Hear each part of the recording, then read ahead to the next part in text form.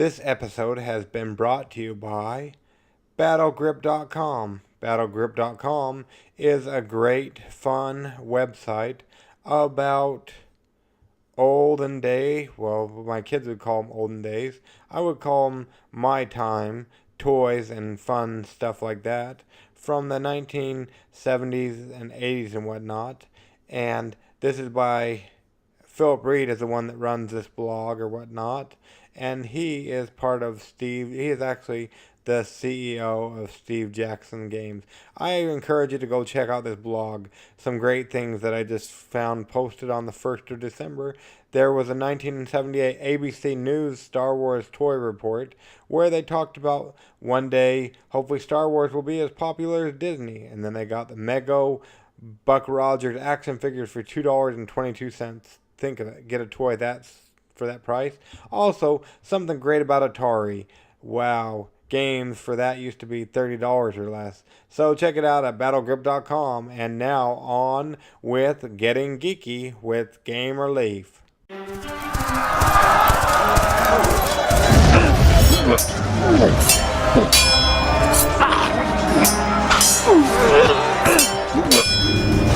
Getting Geeky with Gamer Leaf, the podcast in which one man strives to level up his geekhood and helping you do the same one battle at a time.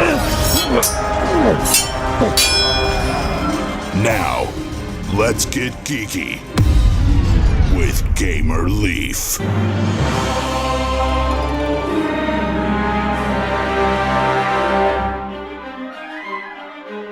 You were just an innocent pigeon minding your own business when blammo, the feds roll up on you and take you downtown.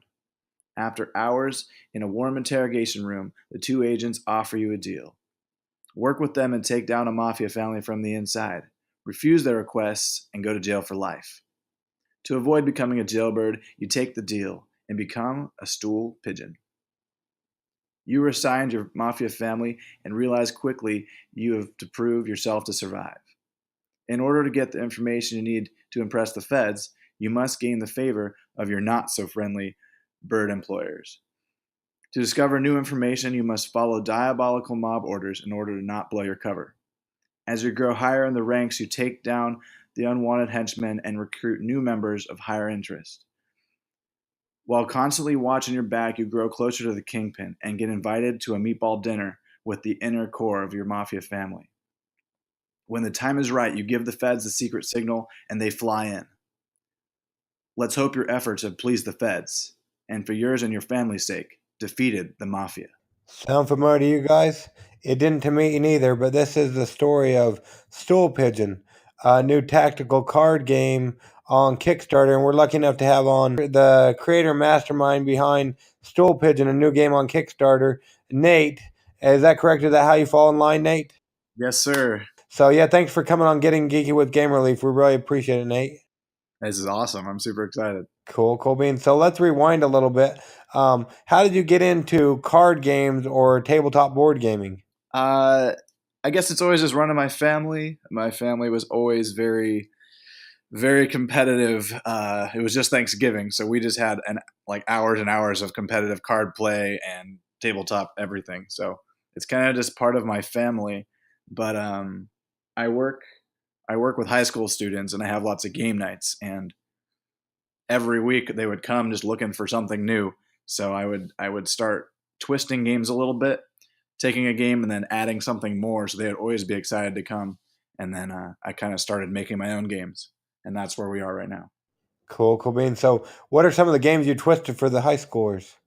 I've twisted. Let's see, Settlers of Catan. Kind of switched how we set it up, and then I did a really cool thing with a dartboard. So you don't roll the dice. I got the numbers and I put them on a dartboard slits. So I had 3 6s, 3 8s, and then 2 of every other number, and it fit perfectly in the dartboard slits. And when you throw a dart, you try to hit your number. So instead of rolling randomly, you could purposely go for your number. And then on the dartboard, there's the multipliers and the bullseye. And those were the 7s.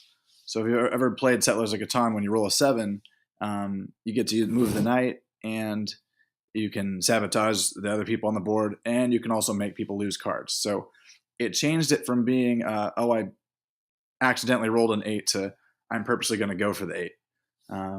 And when we first got Exploding Kittens, I set it out like a minefield. So there was individual cards all over the table.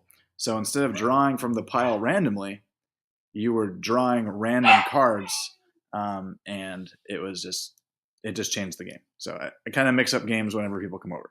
Cool, cool beans. Did your family allow you to do that, or what did you play for Thanksgiving, if you don't mind us asking? We actually did play a little bit of Catan, and because the newer prototypes of Stool Pigeon were out, and a lot of them hadn't played it yet because they're relatives, we played a lot of Stool Pigeon. Yeah, I was going to ask, did they let you play anything besides Stool Pigeon? They did. I usually don't try to push it on my friends. I like them to ask me, and if they want to play it, we'll play it. But I don't. I try not to push it on people because I don't know. I like when they ask me to play and they normally do, which is great. Well, there you go, there you go. So, besides Stool Pigeon, because my listener would probably drag me out on the street and have me hung. Besides Stool Pigeon, do you have a favorite game currently? I recently got into the pandemic stuff, and I'm trying to get into the legacy. Just kind of getting into the more cooperative playing board games is kind of cool. There's a lot of cool ones out right now that I've kind of had my eye on. I tried creating my own version of one, but it's been a lot of playtesting. Cool, cool beans. Yeah, I'm not too much for the cooperative games. I can't remember what it was. We played a game that was pretty cooperative. It was really fun, but I don't remember what it was. But yeah, usually I'm more for the take that game. We have Pandemic, one of them, but we have yet to bring it to the table, unfortunately. So for other people like me that haven't brought it to the table, what can you tell us about Pandemic? Pandemic is a really cool game where you're trying to beat the board. So you're not playing a person, you're playing the board, and the board is set up for you to lose. Like it's really hard to win. So in the beginning, you draw cards, and um, it disperses like diseases over the world. The board kind of looks like a risk board. There's a bunch of different countries, and so you kind of put these gems on them, and those are diseases. And the goal of the game is to solve all the diseases. And there's 4 different kinds. And to solve the diseases, you have to use cards. So there's 4 different colored cards, and you have to collect 5 of each color. But each character has to individually collect the 5 colors. They can't like share them. Um, and you can trade with each other, but it's really intricate in how they do it. Um, so at the same time as you're trying to trade cards and move around the board, you're also trying to stop the spreading of diseases. And if the diseases spread too much, you lose. If they outbreak, you lose. And if you run out of cards, you lose. So it's actually a really quick game. It probably takes like 30 to 40 minutes. But every little move you do matters because you only have a certain amount of moves in the game. Well, there you go. I got to ask, did you guys lose or win? We lose more often than we win. There's different difficulties you can play, which didn't make sense to me when I first played, and then I understood because when you're drawing cards, there's cards that enhance the diseases that spread throughout the world and make them explode and outbreak. So you can play with more of those cards, and it really makes your life difficult. And now it sounds like a Stool Pigeon. It sounds like that's complete opposite. Maybe it's eliminating others or whatnot. It's not a cooperative game, is it? No, it's an in your face cutthroat game. Oh, okay, so yeah, just like we just said and whatnot, and word on the street is you have a new game on Kickstarter called Stool Pigeon. What can you tell us about it, Nate? Yeah, so Stool Pigeon is a memory based card game, and the goal is to lower your hand. You're dealt 4 cards, which is your mafia family, and you're a stool pigeon, which is an undercover agent for the FBI, and you're trying to eliminate your cards or lower the value of them while you are switching cards with people and just absolutely obliterating them. I guess that would be a good way to describe it. Okay, cool beans. So, yeah, that's pretty cool. So, what's the inspiration behind this game? My brother showed me a game. It was just a regular deck of card game, and I did what I always do. I tried to make it better, and it just clicked. Like in that moment, it just clicked. And I saw this theme come in my head. I thought mafia, and then I was looking up kind of mafia phrases and mafia lingo to give the cards names. And a stool pigeon was a spy. One of the action cards lets you look at a card because it's all memory and everything's secret. One of the cards lets you look at either one of your cards or your opponent's cards. And then I called it the stool pigeon. And I drew it up on index cards, and my friends were testing it out with me, and they just loved that name. So we ended up calling it Stool Pigeon. Okay, what game was it based off, or what game were you playing with your brother? Um, I don't remember the name of it, but the base of it is. Have you ever played the card game Golf? I think so. It's been a long time, but I think so. So the movement is similar to golf, where if you draw a card, you replace one in your hand, and you're trying to get rid of high cards. Um, but in golf, you can't get rid of cards. So one of the cool parts about the game is that when you take a card and you get rid of a card, like let's say I pulled a 3 and I got rid of a 9. When I put that 9 in the discard pile, if anyone has a 9 in their hand, they can get rid of it. And when you get rid of a card, it's gone forever. So instead of having 4 cards, now you have 3 cards. Um, so I thought that was a really cool aspect. And then also the difference from golf is there's action cards in this. So there's 3 action cards.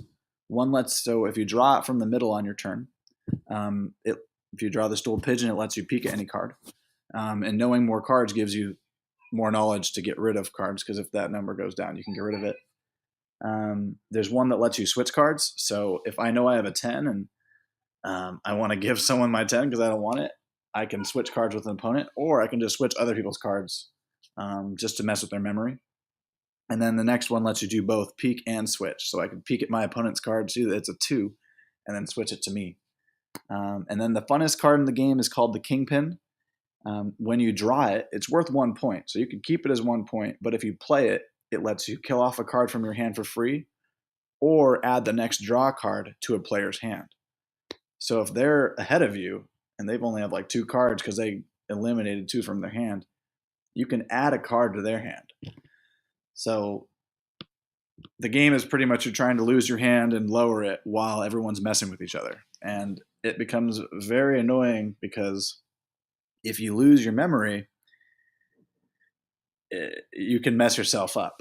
Who ends up winning the game? Whoever gets rid of all their cards or has the least number when it ends? So the ending is probably the funnest part of the game. So when it gets to you, and let's say in my hand I have a 3 and a 4, I've got 2 low cards. If you draw a number card and it's high, let's say I draw a 9, I have to keep the 9 and switch it out with one of my cards. So I would have ruined my hand. So on my turn, if I think I have a good hand, I can knock. And when I knock, it forces all my opponents to pick up one more time. And then when it gets back to me, we'll flip over our cards. So the game is essentially as long as you want it to be. You could start off with a great hand, get rid of a card, and then knock right away. Or the round could be like 5 or 6 minutes of people messing with each other, and then finally someone knocks. The danger in knocking is that when you knock, everyone knows you have a good hand. So if they get an action card, they're going to switch cards with you or add cards to you and mess with you. But the advantage in knocking is that you force your opponents to pick up a card. So if I knock and this other person had a 2 in their hand and they picked up a 10, I just made them add the 10 to their hand and get rid of the 2. So it helped me out. And when you win a round, you get 1 point, and you're playing to 3 points. So if you have a table of 4 or 5 people, everyone will start winning rounds, and then it'll get to where like one person has 2 points. And if they win another round, they win the game. So everyone gangs up on them. So it's a very cutthroat game. That sounds really fun. And is this your first game or your first rodeo, or have you made other games? It is my first game being published. I'm very new to the Kickstarter thing, and we're having a lot of fun with it. Cool. So why the Kickstarter route? It's a good question. I I like it. I've seen a lot of games do well on Kickstarter. I also like that it's supporter friendly, and that if they support us and we don't make it, they get their money. Well, money doesn't even leave their pockets, but it doesn't make them spend money for nothing, and we don't get it unless we make our goal. And I would rather make the goal and be funded by a community that loves us than take money from people and then it didn't go successful. So I like that it's mutually respectable to both sides. So per se, somebody's fallen asleep and missed most of the podcast. It wouldn't be because of you or your game. It'd be because they got tired of listening to my podcast and whatnot. But now they're suddenly awake and they're jolted, so they don't hit that oncoming traffic or that person who just broken out of prison or whatnot. And now they're suddenly awake and bright-eyed and bushy-tailed. Why should they take a chance on Stool Pigeon, especially with all the other great card games and board games that are on Kickstarter currently? I think the reason I would look at Stool Pigeon is because most of the games that are on Kickstarter are remakes of other games. Um, like the example would be Apples to Apples to Cards Against Humanity to every game that's like Cards Against Humanity, just with a different theme and different things. Um, when my brother showed me Stool Pigeon, it was something, or when he showed me the game that I created into Stool Pigeon, it was something I hadn't really seen before. And then I made it way better, and it's something that I haven't seen yet. So I think it will create more people to create games like it. So that's what I would say. It's kind of a new thing. It's a new style of gaming that I really appreciate. Okay, well there you go. You heard it here on Getting Geeky with Gamer Life. Now, are you on any other podcasts, or is any notable reviewers, or any reviewers that somebody could check out on YouTube, minus going to the Kickstarter page? You are our first podcast. You are the first person to interview us, so you got it first. I know. Well, there you go. Depending on when I release this, you heard it here first on Getting Geeky with Gamer Leaf. Yeah. Well, there you go. What about any? Is there anybody reviewing it? Any reviews? I have a review with someone coming up. It's another, I think, like a Facebook Live podcast where they play it. But we haven't had any professional reviews. Who is? Can we ask who is going to be doing the live playthrough? They're called the Burn Down. The Burn Dome. I haven't heard of them. Yeah, they're pretty cool. I was watching some of their stuff. They pretty much record them playing. I think they have a couple beers while they play, and they just pick on each other while they play. So it's really friendly and probably more like what you do at home versus someone stage a scene. So I think they do a good job at really showing um, the true parts of being a gamer. We'll go ahead and make sure we leave notes in the show on the podcast in the show notes and everything. Is there a specific day, depending on when this releases, that they'll be playing it or whatnot? The Burn Down, I believe they do it Facebook Live, so you can watch it live while they're doing it. They don't edit it or anything, and then they post it afterwards. I'm going to be doing it, or they're going to be playing it on Tuesday. I believe it's the 28th. So, but then they can go back and depending on when this gets released, they can go back and watch it afterwards. Yeah, it'll be on their page as long as they have a page. So it looks like you're getting pretty close to your goal. You haven't quite reached it. Right now, at the time of this recording, it looks like you're at 5,523 out of the $7,500 goal. Is that correct? Yeah, we're at like 73%, and we're doing great. But we would love to make some more friends in the gamer community and get their support. And it looks like you have through the 12th of December to go. I believe, yeah, either the 10th or the 12th. Yeah, it looks like I have the 12th of December at 12:23 Mountain Standard Time PM. So that's cool, and we'll make sure we leave the links and show notes and whatnot. Now, so yeah, if you're driving, make sure you pull off to the side of the road so you don't get an accident, and click on that link on the show notes so you can go ahead and at least check out Stool Pigeon, and if you like it, go ahead and take a chance on it, help them back it. And yeah, it looks like a really fun game. Cutthroat and get your neighbor. Go ahead and get the most. Well, not the most points, the least amount of points. You want the smallest numbers to win. Is that correct?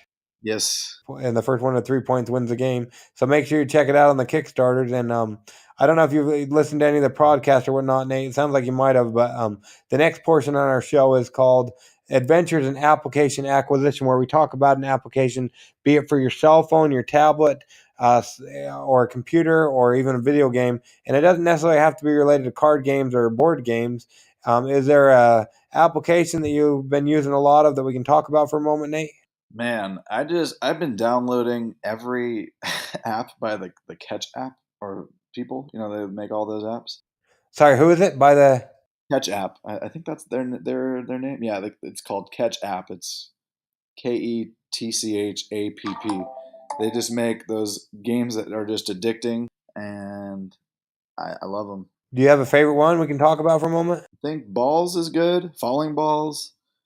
I think yeah, it's the one where you start out with one ball and you like break blocks, and you get more balls, and you play it forever, and that's been fun.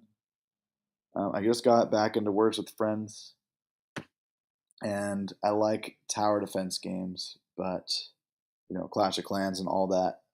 I like the tactical ones. Okay, cool. Yeah, nobody's ever. I don't think anybody's ever talked of anything about catch apps. So falling balls, you say.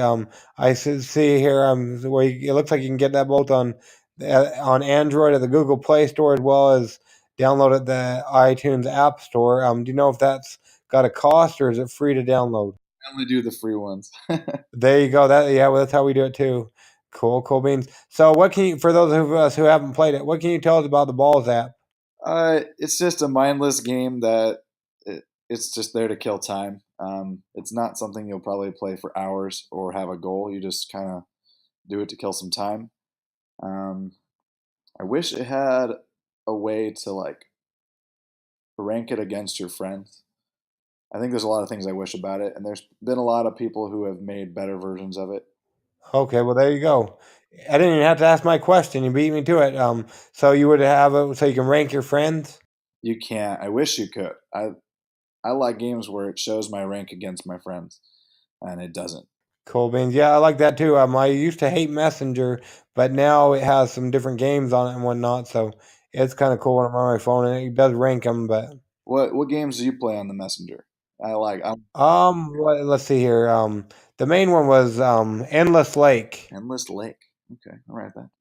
Yeah, you're on this lake and you got a bunch of they look like 2x4s or whatnot where you're going at you. It's just a endless tapping game where you tap and jump over the different size boards or whatever so you don't fall in the water. It's kind of fun. And then another one I'm playing. I don't know if it's on Messenger necessarily, but I have it connected to my Facebook so I can get scoring and whatnot. But it's the Looney Tunes. Looney Tunes, I don't remember. It's Looney Tunes Dash, I think it might be, but you're different Looney Tunes characters and trying to run away from one of the other characters. Yeah, it's pretty fun, and they're both free or whatnot, so they're pretty fun. So, minus coming there to your hometown, Nate, how would somebody go about finding you? Minus coming to your hometown to stalk you. You can find me on Facebook, on Instagram. I don't really use the Twitter, but I'm on there. I'm Nate Miller 39 on Instagram. Oh, actually, I'm not Nate Miller. That's a lie. What am I? Instagram? Actually, you would just go to Stool Pigeon Game. Let's be honest. I'm on that more than anything. Stool Pigeon Game is our Instagram, and Stool Pigeon Game is our website, and Stool Pigeon Game is our Facebook. Okay, cool. So you got that straight across the board, it sounds like. Yep. Well, that's cool. So, is there any upcoming? Well, I know you want to focus on this and get this one funded, but any upcoming dirt, depending on when this gets funded, that you of games you might be creating later on? Definitely. I do. I've been working on two games, kind of under the table. I'm still touching back on my cooperative game, which is kind of like a tower defense game where uh, enemies come towards you and you're trying to fight them off while collecting different resources to do that. Because some of the enemies have certain armor, and you have to have the right weapons and create the right things to defeat them. And if they hit your castle wall, you lose, and you're able to upgrade your characters. And so I'm still trying to work on that one. It's a lot of play testing, but I have a few other games I'm working on as well. Cool. And that one's like is it similar to you talked about tower defense ones? Was Clash of Clans? Is that a tower defense? Clash of Clans is a game. It's an app where you upgrade your town and your walls and your defense, but you also create armies to go attack your friends' towns. So it's kind of offense and defense, but it's on an app and it's really cool. You can join clans with your friends. Like you could have like 20 people in a clan, and you're actually ranked against other ones. It's it's definitely very clicky, and it's something you got to play for years to be competitive at. So if you're on that end of the spectrum, and if you're a Clash of Clanner out there, you're probably like, join my clan right now. It's pretty cool. There you go, cool. And so it sounds like your game is not the offense and defense, just defense, trying to The game that I was protect your creating tower. is, I think it's called an AI board game. I'm not sure. Where the board game is trying to defeat you and you're defending yourself against it. So the one I was working on was when you roll a dice, it would affect how much damage you would output, but it would also affect how the characters would move towards you. So just a tactical strategy defense game. Okay, cool beans. Well, I don't want to keep you all night, but we really wanted to thank you for coming on Getting Geeky with Gamer Relief. We really appreciate it, Nate. Of course. And we'll make sure we leave everything in the show notes. And you have a great one. Hey, you too. Thank you so much for contacting us. This is awesome. No problem. It's time for Kickstarter Corner. I wanted to bring you a couple great games that we have going on. We've got Random Coping Chess, which goes through Wednesday the 6th of December, bringing story element to your game of chess that already involves greatness. This way, make it greater. And then we've got Side Effects. This ends on Thursday, December 7th, where you go ahead and you try to eliminate diseases and side effects from other medications. The Unfiltered Gamer really liked this game. Plus, don't forget, My Cats, My Dogs, and Me is on Kickstarter now through the 27th of December. This is a fun one, and I can sit down with the guy and we talk about the game and how he created it and what he did and stuff. And that will be on tomorrow's great Getting Geeky with Game Relief. And then one that we're pleased to bring you. Hopefully later on you'll hear about it too, but tonight at least, Paws Against Humanity. Like Cards Against Humanity is for humans, Paws Against Humanity is for furries. A game of the cringiest of furries.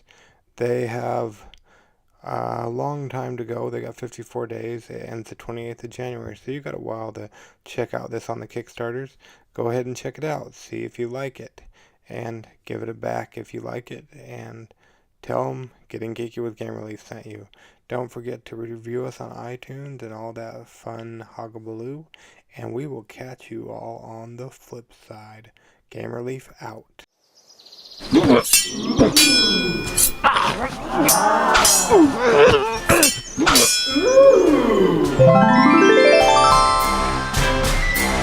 Gamer Leaf levels up. Tune in next week to see if Gamer Leaf's luck holds up.